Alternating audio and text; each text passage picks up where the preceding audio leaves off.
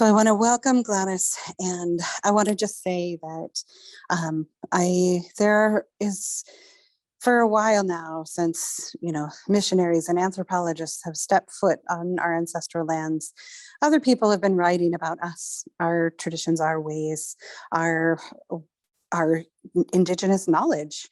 And I'm always just so honored and excited to see research done for us, by us, that serves us, that represents us, that speaks to all that we're searching for. So I'm very excited to welcome Gladys, and if we can move into her introduction, and she's going to share a slideshow, and I hope you all enjoy it. Danse, everyone. My name is Gladys Rowe, and my spirit name is Oho Dibiscao Pisimisqueo, El Moon Woman. I am a Muskego Inninew Swampy Cree from Fox Lake Cree Nation, which is located in Northern Manitoba, Canada. This is Treaty 5 territory, and I like to say we're up near where the polar bears live. I also hold relations and ancestors who come from Ireland, England, Norway, and the Ukraine. Currently, I'm living with my family on the occupied lands of the Duwamish and Suquamish Nations, just outside of Seattle, Washington. We've been here for almost 3.5 years. The time has flown by, and we are constantly learning about being in respectful relations with the peoples and the lands of those nations. So I hold many different relations. I'm a mom, I'm a partner, I'm a sister, I'm an auntie, a niece, a daughter, a granddaughter, a cousin, and a friend. And each of those relations really guide my work and why this work is so important to me. I'm also blessed to carry the names of my two grandmothers. So I was named after my great grandmother, Gladys Moose, and my grandmother, Rita Lorene Hickaway. So I carry both those names with me. I wanted to start out today. I'm really excited to be here. First, I wanted to start with that. This research that I'm going to be sharing with you today was research that I completed for my dissertation, for my PhD. If someone would have ever told me that I'd be sitting here and being able to be called a doctor, I never would have believed them, because my journey in academia, I never saw myself in that space. But I knew that that the relations that I hold really were important. It was important for me to take up space for the reasons that Rhonda introduced, right at the outset, in terms of research needs to be done by us, with us, and for us, rather than done on us. And so I really hold that that purpose close to my heart. So it's this dissertation research that I'm going to be sharing with you, these stories, this knowledge bundle that I'm going to be sharing with you.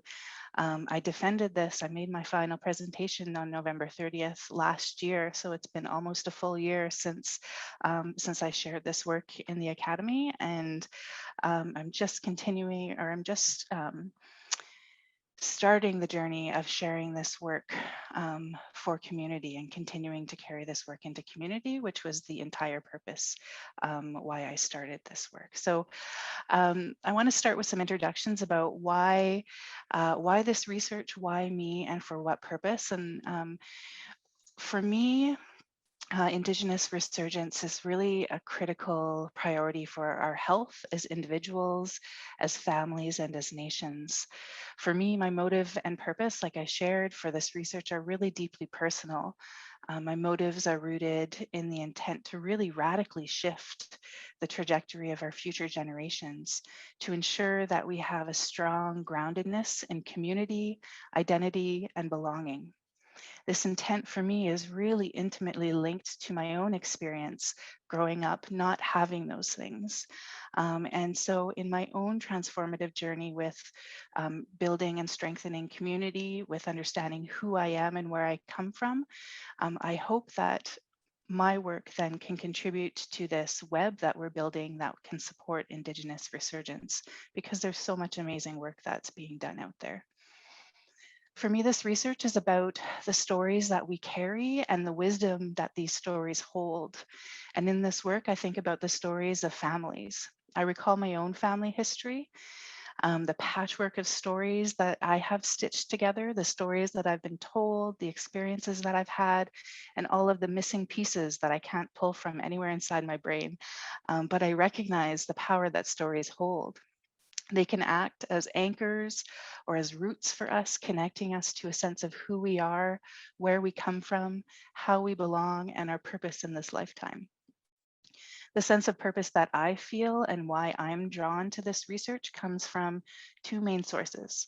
First, it comes from the connection that that I feel comes from my recognition that the power stories have to be beacons of hope. They can provide us with understanding and belonging. And second, it comes from my recognition of the importance of self-awareness, understanding who we are and where we come from, and the healing and survival and wellness of future generations. So this can be translated through many experiences across a lifetime, but for me, I've really profoundly connected to the experiences during pregnancy and birth and the stories that we hold and that we can reconnect with about how we parent children in our families and communities, and how we care for one another during times of reproductive health and health needs. So this time period can really be an opportunity for healing, for connection, and for transformation. And I really think it's a space where we can contribute to this broader goal of Indigenous resurgence.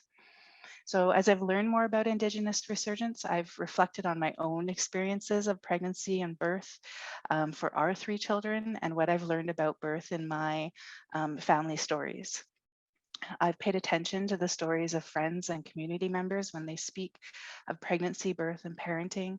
And I could hear in the telling of these stories experiences of pain, frustration, anger, and experiences of joy, celebration, pride, connection, and disconnection. I could really hear and see the impact that medical professionals, healthcare systems, and expectations of what it meant to give birth, the influence that these have on our people's reproductive health. Excuse me. Each and every one of us has a birth story. And so a story of how we came into this world. For some of us, this is a story that we're very familiar with. And for others, this story may never be known. But the presence and the absence of these stories hold power in our life journey. I want to share a little bit, a few stories related to birth. So I know some broken pieces of my own birth story. I don't know them all. I don't know the whole story, but I do know that I was ushered into the world via a police escort, as my dad ignored speed limits and traffic lights on the way to the hospital in Winnipeg, Manitoba. My mom says that I took forever to get here.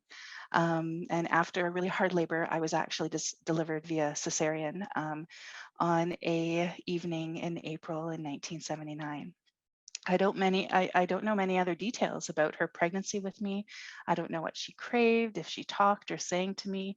I don't know if she had a birth plan. I don't know who was in the room with her. I really, really wish I knew more of these stories. And the stories that are told from when I was a baby, one of my favorite is how I was bathed by my grandmother in a deep orange roasting pot, the kind you roast a turkey in. From what I can tell in the pictures, my grandparents came shortly after I was born to visit. And I see this orange pot and my grandmother bathing me really easily in my memory. It's captured for eternity in a photograph that I cherish deeply. Photographs hold so many stories, and one of my favorite things to do as a child was flip through my grandparents' photo albums and listen to them recount the stories held between the covers. My first nights on this earth were spent sleeping in a dresser drawer, another story that travels with me from childhood. I imagine we lived in a small one-bedroom apartment in Winnipeg, and impossibly I can conjure the memory of the dresser drawer in my brain. But at the time of my birth, my grandfather was finishing a crib for me. He is an exceptional craftsman. When it was complete, I graduated from the dresser drawer to my crib. This crib is a workhorse filled with memories, and it's actually a legend in my family. It's protected the sweet dreams of my brother and so many of my cousins. And when our 3 children were born, I was excited to bring the kids home to this crib in the nursery we decorated. It became a staple in our home as well.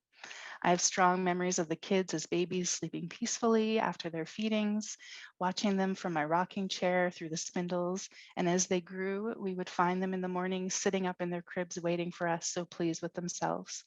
I can recall each of them closing in on a year-old, standing and bouncing in their crib mattress, holding on to the rails, giggling and ready for the day. Sturdy and strong, the cribs now rests in the basement of my aunt's home, waiting for another baby to be born. I recall these stories with such fondness because my kids now are young adults, and it's been a very long time since they were that small. When I was pregnant with my oldest, Parker, I sought out a doula. I was 22 years old, and a doula was just something that I had read about. I didn't have any of my family living with us in Calgary. That's where we were living, and I really felt like I needed to have someone in the room with me that could support Chris and I. It really just felt like a gut instinct, and even though we were a young family and hiring a doula was expensive, there wasn't another way for me to access a doula. We made it work. And I remember when I started to have contractions with Parker, it was a late evening in November, and there was excitement and there was a lot of nervousness. And I remember the great appreciation that I had when the doula arrived in our home. I just felt so relieved. It was so reassuring, and she knew immediately how to be a support. She told Chris to get some rest, and she ran me a warm bath. And I remember her hands on my back when the contractions would come in waves of energy across my abdomen. She was a calm and consistent presence. She was supportive and made me feel more confident in my own abilities. She knew when it was time to head to the hospital and how to make the space for me in the birthing room to be present and connected during my labor. While she did visit with us a couple of times to get to know us and talk about a birthing plan before Parker was born and once after, I really actually couldn't tell you her name anymore. I really couldn't tell you what she looked like, but what I can tell you and what I do deeply, deeply remember is how she made me feel. That feeling of her gentle presence is deeply ingrained in my recall, even 20 years later. My other 2 pregnancies were different. We were still living in Calgary, and they were born at the same hospital, and I really, thinking back, couldn't tell you for the life of me why we didn't choose to have a doula for our next child, Tepueda. But I really think cost was a barrier for us. And for Cassidy, our youngest, our third, I think I felt like I had it all under control, but I really didn't. During a weekly prenatal checkup in the last weeks of my final trimester before Tepueda was born, the doctor decided that I might not have enough amniotic fluid, and she sent me for an ultrasound. In retrospect, looking back, I so wish that I had a doula in that moment to help me ask the right questions, so that I could understand what was being described to me. Because even though I had read all of the books, all of that just flew out the window with all of those doctors and nurses in the room. And it was decided that I needed to be induced. And it really didn't feel like much of a decision. It felt like more of a proclamation that it was being decided for me. Later, when they broke my water during the induction, the nurse actually noted that there was clearly enough amniotic fluid and the induction actually wasn't necessary, but the process had begun. The induction made the contractions come hard and fast, and I remember going completely inside of myself for his birth. In the birthing room of the hospital, I spent a lot of time rocking back and forth in a chair and in the shower, feeling the soothing water. It calmed me down and allowed me to focus. I felt deeply intuitive during this time, and I listened to what my body was telling me. The labor lasted 5 or 6 hours, and when it came time for Tepueda to be born, I was exhausted from the contractions. There were so many things happening at once, it really felt chaotic and really felt out of control. Any peace that I had felt hours earlier had disappeared, and after pushing for some time, the doctor used the vacuum to assist in Tepueda's birth. Tepoida didn't cry right away, and I was scared, and it was hard to hear what was happening. They were taken away and hooked up to machines for monitoring once they cleared Tepoida's airway, and they determined that they were able to breathe on their own. We had to stay in the hospital for a couple of nights, and I remember not sleeping at all. Each time Tepoida would wiggle or squirm, all of the different things attached to them would set off beeps and alarms on the machines, and I would wake up in fear that something was wrong. I really couldn't wait to get out of there, and it was such a relief to get home. The story of Cassidy's birth, in a nutshell, was that she was almost born in the van on the way to the hospital. I guess my body was very efficient at birthing her, and as soon as I was wheeled into the room to check where I was at, after my husband sped through all the red lights in the city to get there, Cassidy was born just a few minutes later. So these are the stories that I share. Yeah, I almost didn't make it. So these are the stories that I share with my children. The songs that I share, the songs that we sang, I share the food that I craved, the love that we had for them even before we held them in our arms, the way that each of them sat with their little hands and ears on my full belly in anticipation for one another. They're the gifts that came down to us from the stars. The stories of pregnancy and birth are the ones that I hold close to my heart. The connection that I have with my children began even before they were conceived, in the intention to parent and love them in a way that nurtured their spirits. It was about the time that Parker was born that I started to actually have words to describe and understand my relationship to this thing called colonization, and started to learn more about decolonization, started to seek out and to learn more about traditional teachings and medicines, and to sit with knowledge keepers. The spark of knowledge started in my time when I was at the University of Victoria, and that spark really continues today in my passion to support the conditions of Indigenous resurgence. And so this work that I undertook for my PhD is born all the way back then from that spark when I was really young, when Parker was born. And so I hope that as I continue to transition to other roles, all of this knowledge that I carry with me, I'm able to offer back. And this is one of those spaces and why I was really happy to be invited. Over the years, I talked about taking doula training because it was such a profound experience for me. And it wasn't until many years later in 2019 that I actually had the wonderful blessing to complete the Indigenous full spectrum doula training here in Seattle, Washington. The training was delivered by Melissa Brown and Candace Newman, two amazing people who train Indigenous full spectrum doulas and birth workers across Canada and the US through Zagadewin. So the training in Seattle was the beginning of the Daybreak Star Doulas in Seattle and King County, which is led by Cami Goldhammer, another amazing person. So each of these leaders that I've come to know in different ways graciously agreed to walk with me in my dissertation research work and be an advisory circle support in order to ensure that the work that I was doing was remaining accountable to community.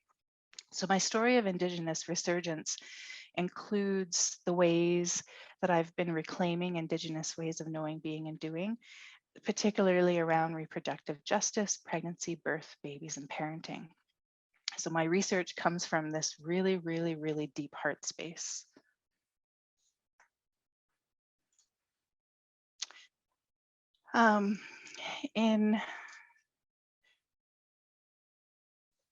In this research, the ways that we do this work, like Rhonda talked about at the beginning, is important.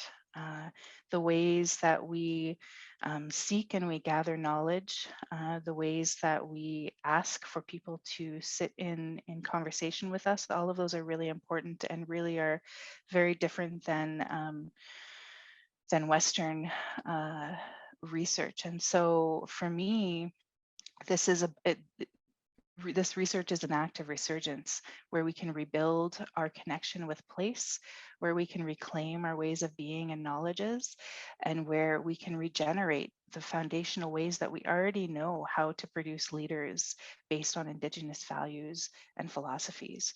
And in all of this, we don't need any permission in order to reclaim and rebuild and regenerate. All we need our traditional knowledge keepers, our language, our lands, and our vision, intent, and commitment to community and action. Indigenous full spectrum doulas, and I think there might be some on the call, is something, is an area that, while it's new in terms of the name and the kind of the role, is not new in terms of the knowledge that's existed and the ways that we've taken care of ourselves and community for generations and generations. So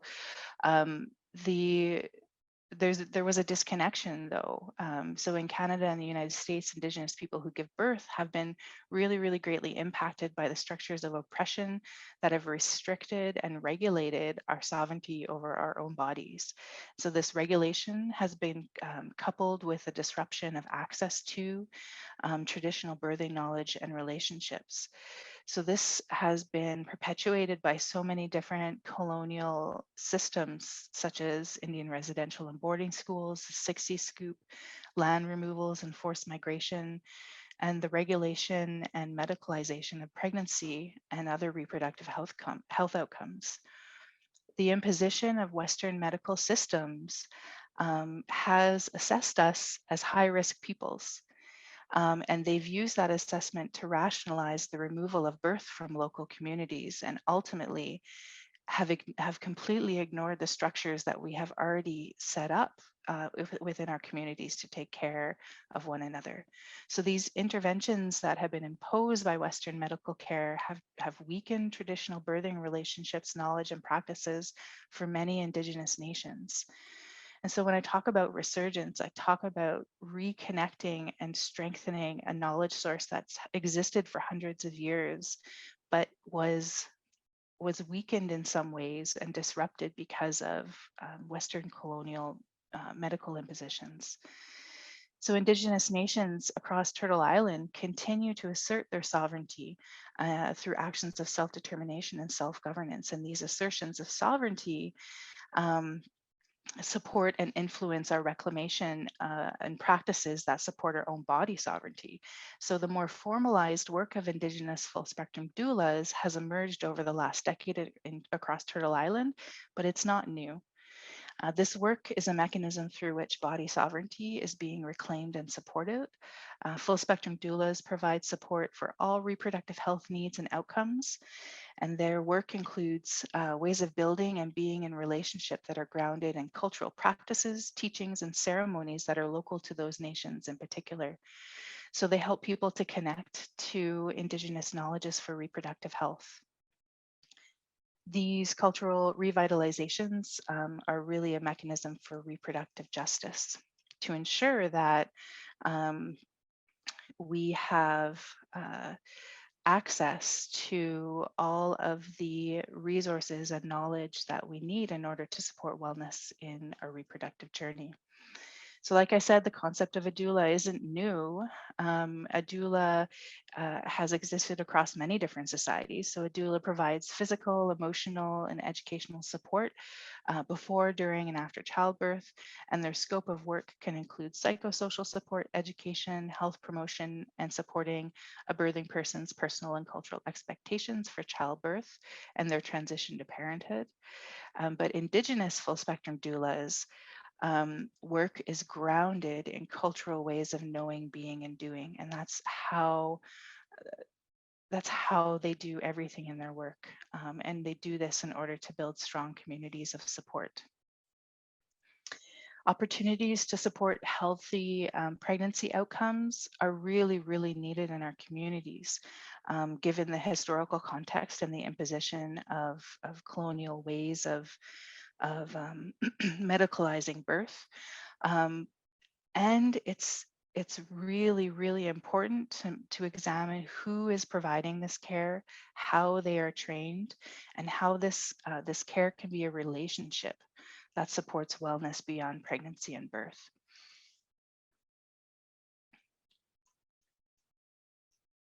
Considering the impact of colonization on health, relationships, and socioeconomic outcomes for Indigenous peoples, this really Indigenous full spectrum doula work is really an essential area for our families and communities. It's important for us to learn more about the benefits of this care. Um, when I think about like my research hat, thinking about what are the outcomes of support provided by Indigenous full spectrum doulas, and how can we use this research um, to access more resources to actually do this work that's needed. Indigenous sovereignty over birth work happens through a reclamation of Indigenous ways of knowing, being, and doing. And it's a way of relating in the world that centers our experiences and ensures that the health of future generations is actually built on strong connections to family and community. We can begin to do this by learning more about the experiences of being an Indigenous full spectrum doula, learning more about what motivates people to do this work and how they center Indigenous values, knowledges, and ceremonies in doula care. So that was one of the reasons why I took on this work. And so in order to, this is the logistics of the research aspect of it. In order to do this work, I based my research on an Indigenous research bundle, which really was grounded in Indigenous ways of knowing, being, and doing. So how I sought the knowledge, the use of medicines, the use of a community advisory circle, building relationship with the people I was speaking with, and being accountable to their stories were all important aspects and continue to be important aspects of how I do the work I do. So I sat in conversation. The overall goal of my work was to gather these stories so that we could learn about practices of Indigenous full spectrum doulas as they use Indigenous ways of knowing, being, and doing in their work. And so to think about how this will contribute to this overall goal of Indigenous resurgence, where we are strong nations supporting one another.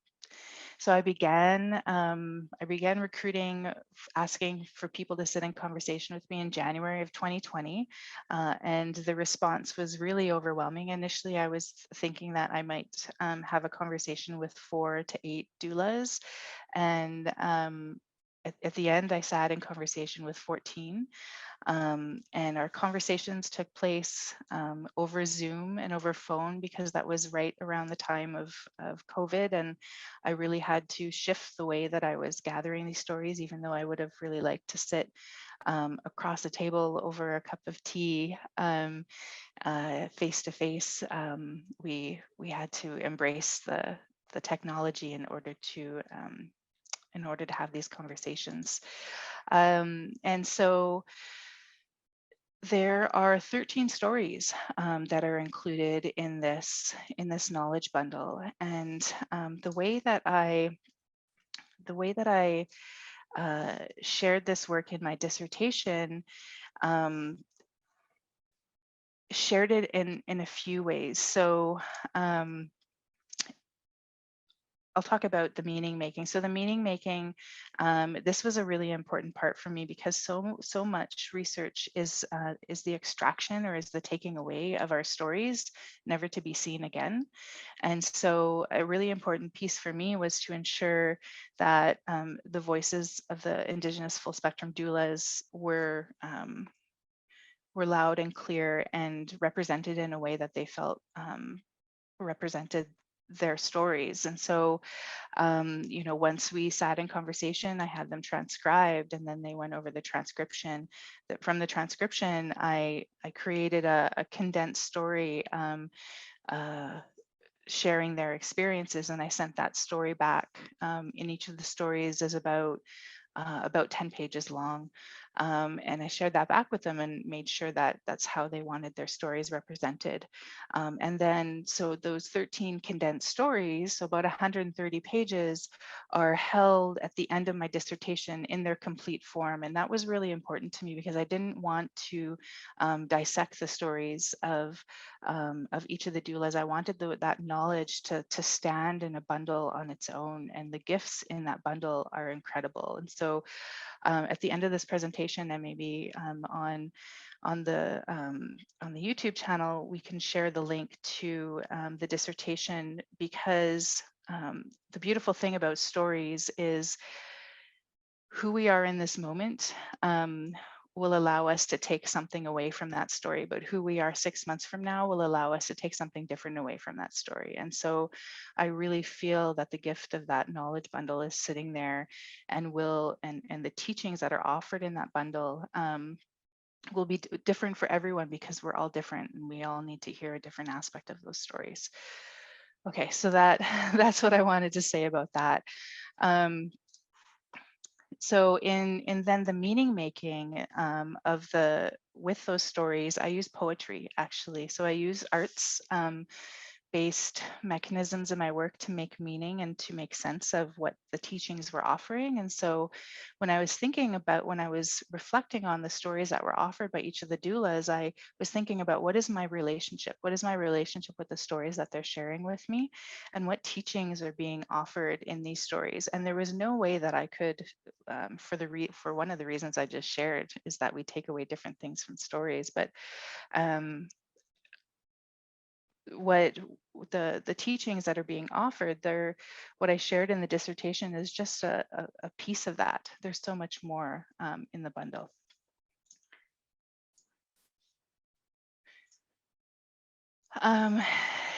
So over the 2 months of conversations, I gathered 13 stories. I sat in conversation with 14, but the one person wasn't able to return their permission back to me. There was I'm not sure what happened, but I wanted to honor the fact that I didn't receive permission for that 14th one. And so I shared 13 in the bundle, and the significance of the number 13 is not lost on me. 13 moons, 13 grandmother moons in the full moon ceremony was actually something that I was given direction with when I received my spirit name. So there's lots of interconnections there. So these stories came from all across Turtle Island, and each of the tellers come from diverse lands, languages, cultures, and social locations. And the gifts that each of the people I sat with have are tremendous. So I do hope that you were able to make some time to sit with the stories and the poems that were created in order to reflect on your own relationship to the teachings and the stories that are offered. In thinking about resurgence, Leanne Simpson urges Indigenous people working towards resurgence. She calls on us to untie our canoes, not just to think about untying our canoes or to write about our canoes, but to actually untie them and to begin the voyage. And so I hope that you're able to take some time to begin your own voyage with those stories. And so the stories and the poems are the ways that Indigenous full spectrum doulas, the stories that are held there, tell the journeys of their own voyages. So I'm going to share a few offerings from the bundle. I'm going to share something from Rebecca Dunlap. So Rebecca is Anishinaabe from Fond du Lac and is currently working on her midwifery degree. Last we connected over a year ago. The time has just flies. So I'm actually holding the dissertation in my hand with the pages marked here. So I'm gonna read from the poem that was created from her story, and then I'm gonna read my poem that was created as a response, which is my teaching or my takeaway that from Rebecca. So I sat in conversation with Rebecca at the end of January, and at the beginning of the conversations, we each grounded ourselves with medicines. I cleaned the sage from a stalk and rolled it gently into a small ball with my thumb and forefinger. The scent of the sage stands out to me because it reminds me of home. So when I lit the sage, the smoke cleared a space for myself, and we had the intention to come together and to share. And so what was offered, where I could receive what was offered by Rebecca through her stories. So she's been a practitioner in health for over 15 years.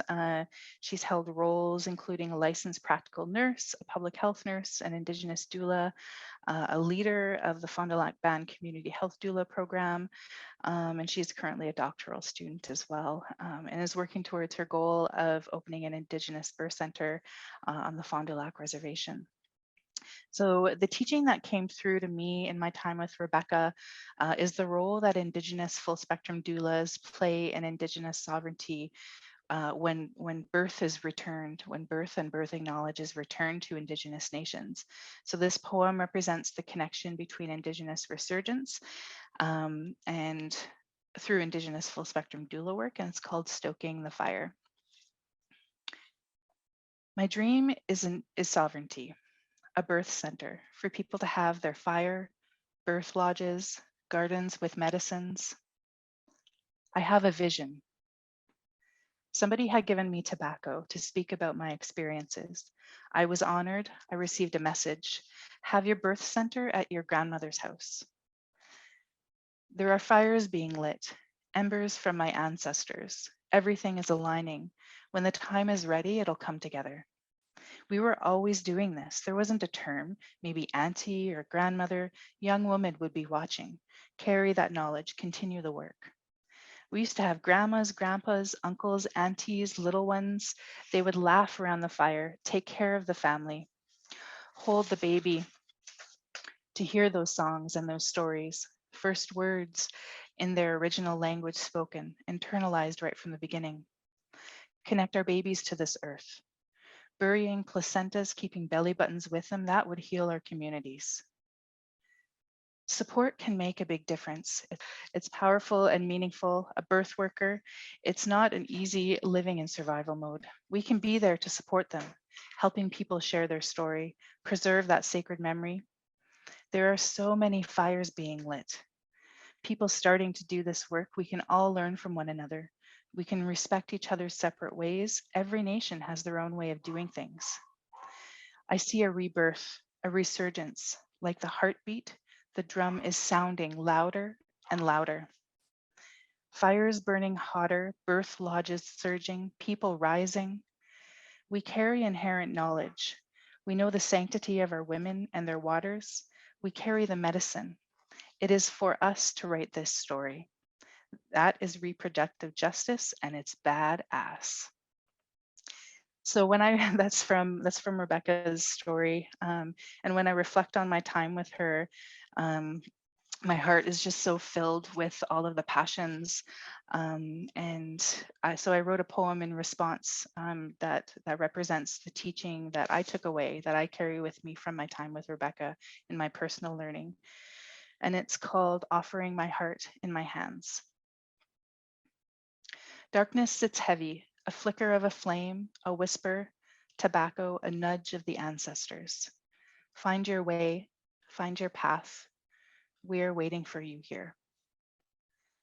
Listening to the whispers, the flame grows, gathering kindling, preparing for a journey. Resurgence held in your homelands. Rebirth of a memory, how to sit with, how to be with, how to care for, how to hold one another up. Gathering a bundle, carry me forward, connecting us from generation to generation, umbilical cords of relations held in pouches so you won't forget where you come from, who you are. Birth of a passion ignited, anger pulsing and overflowing becomes a focused energy. We hold the systems accountable. Racism seeping into birthing rooms, walls radiating stark, cold sterility, held back by the sweet smoke. Rising and fanning a space of protection, purification, love, and belonging. The flames grow stronger. Now, even when the darkness comes, it doesn't stay long. It isn't so dark, and you're not so alone. So that's the poem, the two poems related to Rebecca's stories and teachings. I'm going to share one now from Danette. So Danette Jubinville, I met with Danette at the end of February over video conference. I was really looking forward to meeting with her because I had read about the work that she was doing in Vancouver, British Columbia, with the Equatorial Collective. And so when I was researching about Indigenous doula work back in 2016, I placed my tobacco and set my intention for a conversation. I smudged with medicines to clear the space for conversation. Danette describes her journey into birth work as being influenced by a combination of her daughter's birth and learning from elders about plant medicines at the traditional foods garden at the University of British Columbia. For Danette, what it means to be a full circle birth worker is really about bringing together holistic elements within her practice. So she offers workshops covering topics like traditional medicines. She's taken on the role of advocacy, ensuring that education of healthcare systems and institutions about reproductive justice is happening. And she's also working on her PhD, where she's exploring these areas further as well. So one of the teachings that came through in my time with Danette was the connection of Indigenous resurgence to the work of our ancestors before us. So in this work, there's a responsibility to all of our relations to acknowledge and honor these connections that we have. And so this is the poem from Danette's story, and it's called "We Hold All of Our Relations."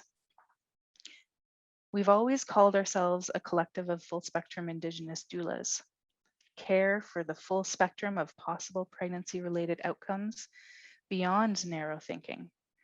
Birth happens within the context of family, community, and land, keepers of community health. Our family responsibilities, our call from our ancestors, informed by our own worldview as Indigenous peoples. Understanding birth is ceremony. Changes the way you think about responsibilities we have as helpers in that ceremony, to care for ourselves, to learn certain things, to nurture certain relationships. My doula singing the water song at my birth is a reflection of years that she's spent in ceremony and with her elders, a location she has within her own community, knowledge she carries from her ancestors and her relatives. My ability to teach a plant medicine workshop is a reflection of years I've spent with elders at the Indigenous garden with the plants, learning from them directly, taking care of that responsibility I have to the land. To approach birth as ceremony requires medicines, songs, teachings, and language. We need the earth to be well so that it can support the ceremony, to have access to our medicines, to go on to the land and get those medicines, know how to harvest them, where to get them from, what relationships we need to have to our communities. It's quite different to be an Indigenous birth worker. You can be a birth worker who's Indigenous, but to be an Indigenous birth worker, you're approaching it from an Indigenous point of view. It requires you to tend to those kinds of different relationships to our ancestors, to elders, and knowledge keepers. For me, birth work and land have always been intertwined. Relationships with food and traditional plant medicines is fundamental to good health outcomes. Food sources like nettles or red raspberry, all of the vitamins and minerals, that knowledge requires relationship. Once you start putting your hands in the dirt, working with those medicines, growing them, harvesting them, watching their cycles, your knowledge exponentially increases. Plants help us in a birth space. It's like the land is there, its own entity. It's there with us, playing a role. It's helping us in its own way. In hospitals, we often can't burn our medicines. We'll put the medicines out and remind our families medicine doesn't have to be burned to do its work. Plants have their own agency, autonomy, and role. I want Indigenous people to feel safe to have birth in a safe environment based on our own definitions of safety, to have access to Indigenous midwives and birth workers, to be born into the hands of other Indigenous peoples, to consent over our own bodies and our own lands and our own families, the decisions that impact our families and our bodies to be respected. We're entitled to have all of those things restored. There's a lot of fighting that we have to do. So with my time with Danette,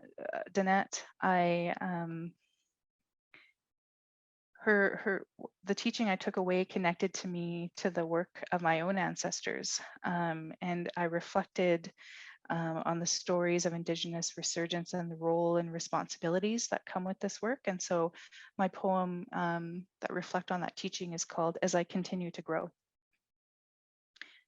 A foundation of great-great-great-grandmothers kept this bundle, held it safe until a flame flickered, calling us to work. Our spirits recognize how we must carry ourselves, how to call upon the gifts that we hold through our dreams and our visions, the plants and the medicines we carry in our bundles. When I question the urgency that has drawn me here, when I waver in my next steps, I turn to my relations. Am I living up to the responsibilities you ask of me? Resurgence is a goal whose path moves across sidewalks that have constrained lives and stories and growth, and yet through the cracks a dandelion grows, perseverance. What tools do I bring to this fight to keep injustice in the peripheries so the songs that are sung in birthing rooms will echo and resonate? So the use of poetry is really came through my meaning making, is a way that I've used throughout my lifetime to express myself and the learning that I take with me. So I'm going to share one more poem that was about how I sat with these stories and how I knew through the Indigenous methods that I used in my work, how I knew I had gathered enough stories. And so one of the poems, this poem that was created in a response to a dream that I had. Dreams are a method that I use in my research. So I had been sitting in conversation with so many people, and really the excitement around having these conversations was building, and I worried, I worried, how will I know that I'm done? That I've for now gathered enough stories to get to place into this bundle. And so I was sitting with that question for a while, and I put some medicines out. And one night I had this dream. And so this dream is held in this poem called Picking Up My Bundle. Last night in my dreams, I went visiting. I traveled to where people were gathered, sitting around tables, laughter filling the rooms. It was dim and there was a celebration, a coming together of knowledge keepers, sitting and visiting, visiting and sharing. In another home, one shared of a journey where he let go of his past. Wild horses kicked up dust until they were only tiny specks on the horizon. I didn't know, but my family waited and waited. I didn't know, but they were ready, bags packed. I gathered the stories, all that I had learned. It was time to move on. It was time to move forward. Picking up my bundle, together we walked. And so this poem came from a dream that was reoccurring over several nights. And in these dreams, I had this there were these broad themes of visiting and visiting relations. And so this one in particular started with me packing my bags to gather or to attend a gathering of Indigenous peoples, of really, really deeply respected knowledge keepers that I hold dear in my heart, who are working in reproductive justice. And so I was packing my suitcases, and the suitcases were just overflowing. It was really comical. I was trying to stuff them and, tried to like sit on them enough so that they would close and zip up. And so finally I accomplished that. I packed everything in these suitcases, and I arrived at the gathering. And at the gathering, I was given the responsibility of serving the meal to the Indigenous knowledge keepers. So I visited every table, placing delicious full plates of food in front of them. And when my responsibility was finished, I was able to sit down and join them.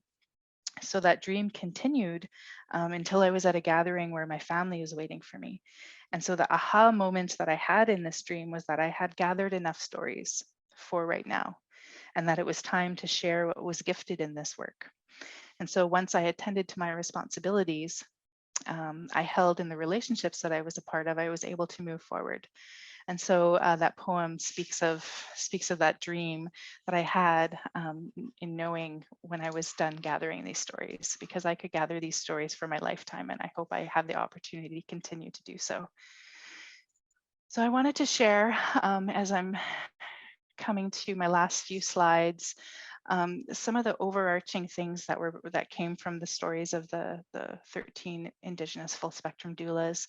So in their stories, they spoke of disconnections, disruptions. They spoke of the separations that they had in their family and their origin stories, and they spoke of the disruptions in the lives of the people that they support in their work.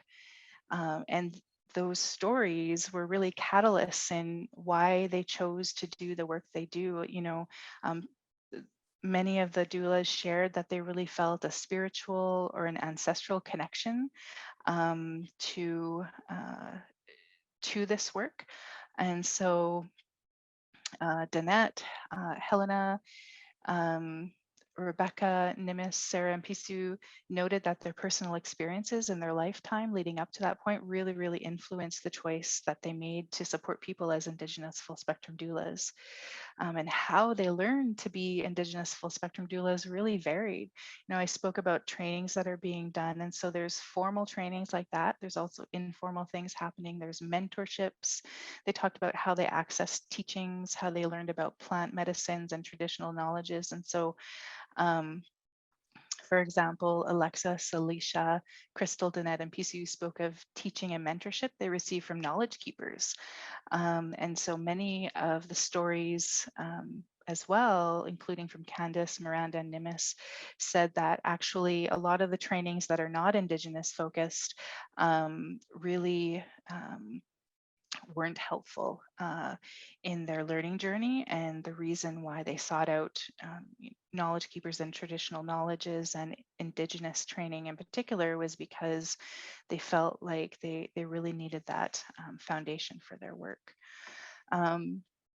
So as a result of the lack of trainings, a lot of the full spectrum doulas spoke about organizing their own trainings, designing their own curriculum, adapting different curriculums, and facilitating trainings that would better meet the needs of their communities. And the stories really spoke and described of how they mobilized their local Indigenous ways of knowing, being, and doing in their work, how they used ceremony, how they accessed the traditional knowledge keepers in their communities, and how they fostered relationships to build their work. Really, what I found is these skills that we learn as Indigenous full spectrum doulas in the trainings and in all of the offerings, they're so highly transferable into any helping role that we can have in communities. And so I really, really firmly believe that Indigenous full spectrum doula training, and I think a couple of people spoke about this in the stories as well. It's just like general life skill stuff that is really important for so many people to know how to do, and how to care for one another, how to advocate, how to build relationship with plants and lands. So harm reduction was something that was talked about in the story. So Crystal, Pisu, and Candace described their work as harm reduction, which in their experience really means showing up and meeting people where they're at without judgment, and supporting people with whatever is needed in that moment. The relationship to land was really significant in the stories. So most of the doulas talked about this connection to land. Alexis, one of the doulas from the East Coast, spoke of her work as a seed keeper and talked about the cycles of the seasons of land and harvesting and how that connects to reproductive journeys. And then Crystal and Danette also both talked about learning and attending to our relations with the plant medicines. Body sovereignty is something that is discussed as well in all of the different stories of the doulas. The importance of having the knowledge and the resources and the ability to determine what's right for us in our journeys in reproductive health. Before pregnancy, during pregnancy, after pregnancy, and for us to be able to assert what's right for us and to consent to care in a knowledgeable way. So overall, Indigenous full spectrum doulas are really doing amazing work inside and outside of systems to support and advocate for equity, access, justice, rights, and culturally grounded and congruent care.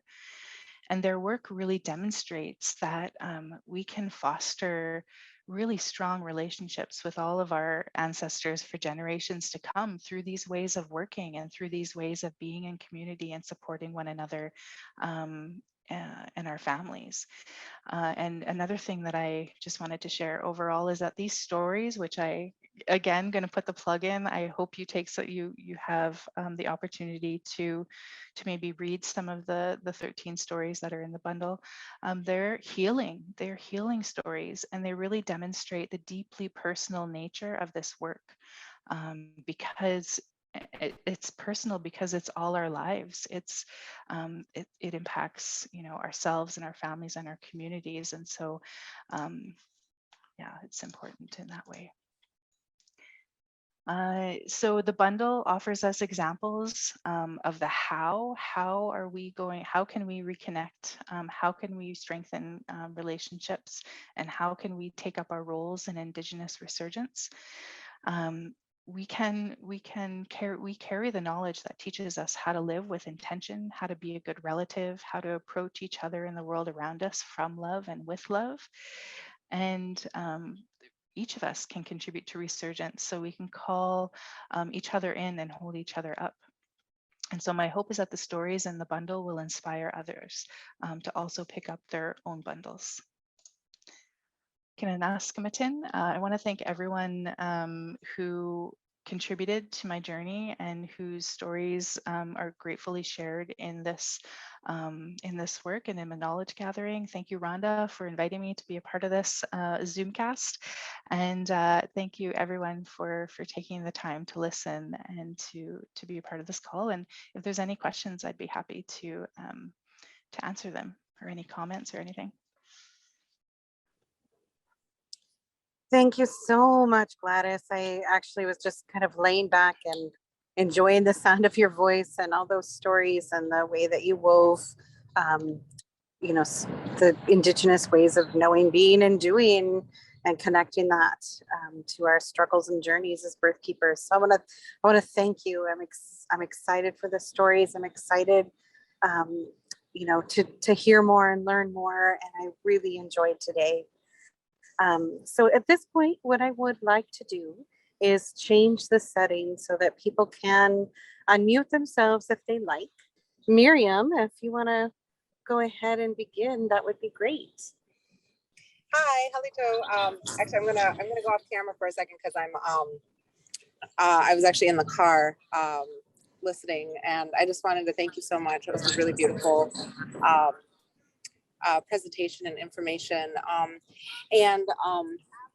wanted to. I was just reflecting on the piece that you had stated about, being Indigenous and a full spectrum doula was different than being an Indigenous full spectrum doula, and just having a lot of appreciation for that statement, because I feel like I'm resonating with that, in that I'm it through just my time in this class, just really learning about all of the ways that we all of the kind of the self-work that needs to happen, all of the relationships that we're building, all of the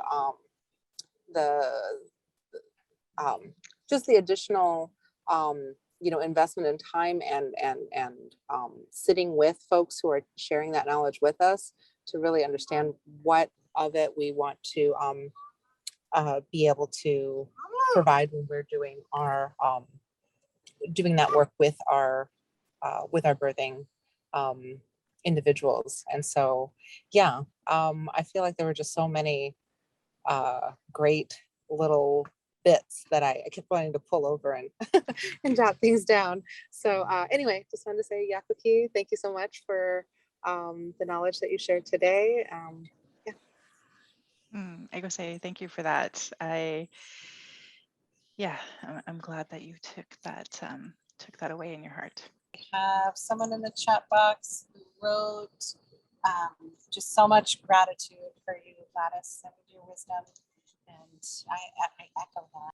And I'm seeing a person who was pregnant and now has a baby in their arms. So congratulations.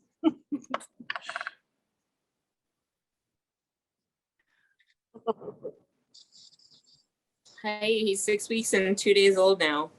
Congratulations. Happy to Thank you.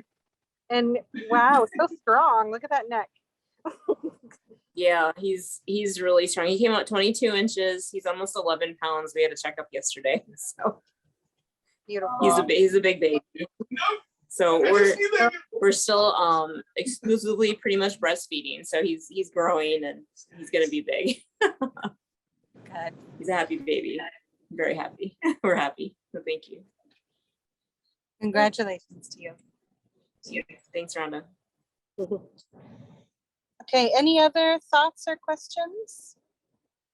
Hey, Rhonda, can you hear me? I can.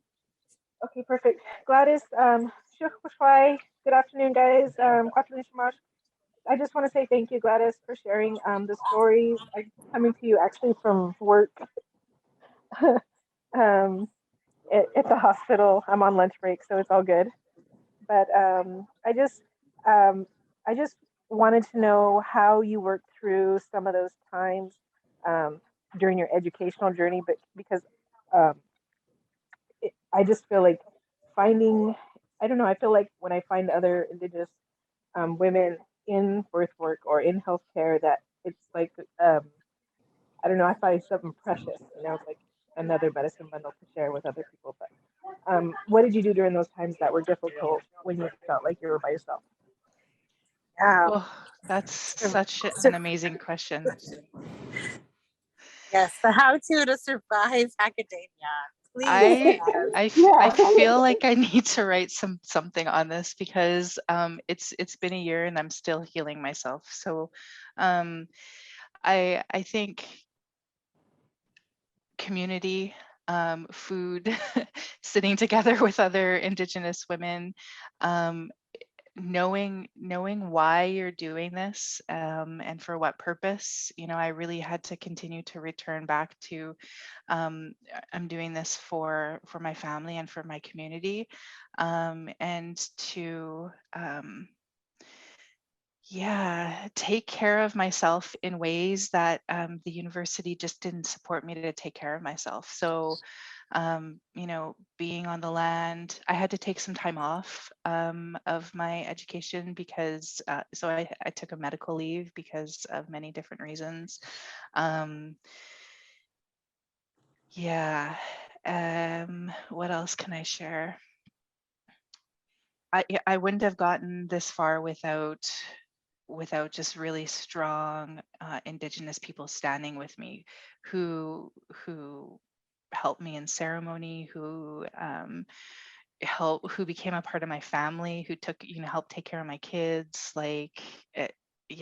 community in that way, I think. Thank you. I hear all of that. Very helpful. And I'm glad you made it through. The more and more people who can, the more that we'll just be able to recreate the way in which knowledge is captured and shared and presented. So I thank you for being one of the people who paved the way. All right. I thank you so much. Have a beautiful day, everyone.